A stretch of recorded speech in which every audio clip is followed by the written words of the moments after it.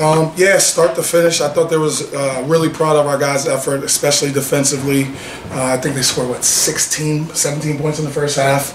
They got a run where they were scoring a little bit, maybe a 5, 6, 7-minute run where we weren't as tight as we wanted to be in the second half, but really tightened up towards the end, had a lot of poise with their pressure, and our guys closed it out. Really proud of that. You held them in the first half really well. Yeah. Point-wise, does that continue to show how defensively good this team is? Yeah, we said in the beginning of the year that's what we wanted our identity to be, and to our guys' credit, I think they've really embodied that. I think they legitimately go out every game, try to play as hard as they possibly can. We've gotten to be really good on the defensive end, and it's our guys. It's our guys buying into what we've asked them to do. I'm really proud of these guys. Did you think that you could run away with this game against this team? Or? We don't, at this point, we're not thinking about running away with games. We're trying to play as hard as we possibly can. They're really well coached. We knew they were going to make a run. We want to withstand any run they made and hold them off. What's the status of your big guy? Is he coming back at all?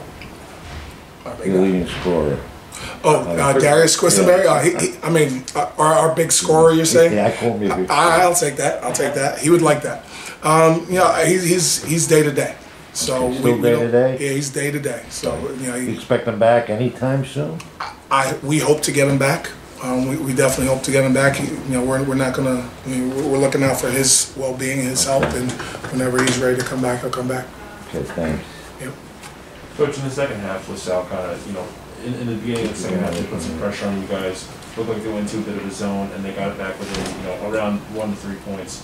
What about that switch kind of made it a little bit tough for you guys in the beginning? You know what? I think it was more the defensive end. We weren't running back. We had a couple mishaps where we were leaving shooters. I thought it was more the defensive end. Obviously they threw a little bit of zone in there, but I think it was more our defense that wasn't as poised as we wanted it to be. I think it was maybe a 6, 7, 8-minute run there.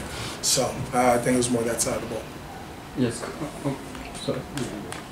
Yes, Coach. How does Chuba's impact on the floor influence and translate to his other teammates?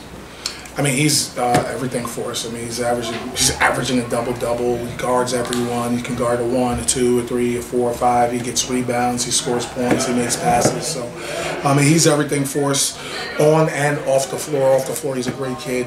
He's a ball of energy. He's the mayor of the school, pretty much. He knows everyone around campus. So I can't say enough good things about him. Coach, tonight after Simbila had 2 humongous putbacks towards the end, and he was helping out Chuba on that defensive end. Have those two sort of become, I guess, your go-to bookend big man duo in late game situations, or have you tried to experiment some other different lineups maybe to close out some games depending on the situation? Yeah, we have a lot of confidence. Those guys are starters. They play a good amount of minutes. So at Dew especially, his defense has been unbelievable down the stretch here. I think it's kind of transformed our team and our defensive identity. His presence at the rim and his body and his girth, it's hard to score around him. So he's done a great job. Coach, got a couple for you back here. First, Antrell Charlton, 10 assists tonight. I believe it's about 11 times this season that he's led the team in assists. Without having a true definitive point guard on your team, how important has Antrell been into kind of taking on that role and being the primary facilitator for the squad? Yeah, we've been kind of in flux the entire year, with guys leaving and guys being hurt, etc. And I think in the last 3, 4, 5 games, we finally have had the same team. And we haven't had that, and I think guys are finally starting to settle into their roles.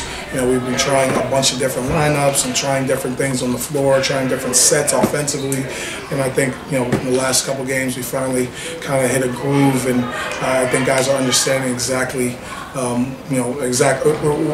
doing a better job of putting guys in spots where they can be successful. And second for me, in the absence of Quisenberry, two guys who have really stepped up, Josh Colonival, Kyle Rose. I believe Kyle's had double figures 7 of his last 11 games, and Josh is averaging double figures over his last 7 games. What does it say about your guys that in the absence of your leading scorer, certain guys have been able to take on those bigger roles and really flourish for your team? Yeah, I mean, this is basketball. In any big time sport, there's going to be injuries. There's flux. Things happen. Guys leave. Whatever it is. So in sports, you got to be ready to step up. You can't be sad. You can't say woe is me. Nobody cares, right? So I think to those guys' credit. I think they didn't have as big a role earlier in the year. They're playing different roles, and with guys leaving and injuries, they've taken the opportunity and made the best out of it. You guys went 2-1 in this 3-game homestand. What are the biggest takeaways for you guys with your going into your last 4 games for the tournament? We just want to continue to do the same thing we've been doing all year. Come out, try to defend as best we can, play hard as possible, and be the more together team. And if we do those things, we believe that gives us the best possible chance to succeed. Coach, in that second half, you had a little bit of a struggle, as you alluded to earlier, but you guys bounced back. What was the key message to your group to sort of rejuvenate the fire and desire to just go out there and finish out strong and take that win home? Yeah, I think they did a good job of switching what they were doing, and they started with a lot of energy. So I think that kind of gave our guys a little bit of shock.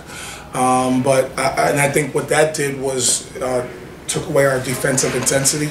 And also we just weren't as sharp. We weren't executing our coverages. So that little span that they started to score, and it gave them more and more energy.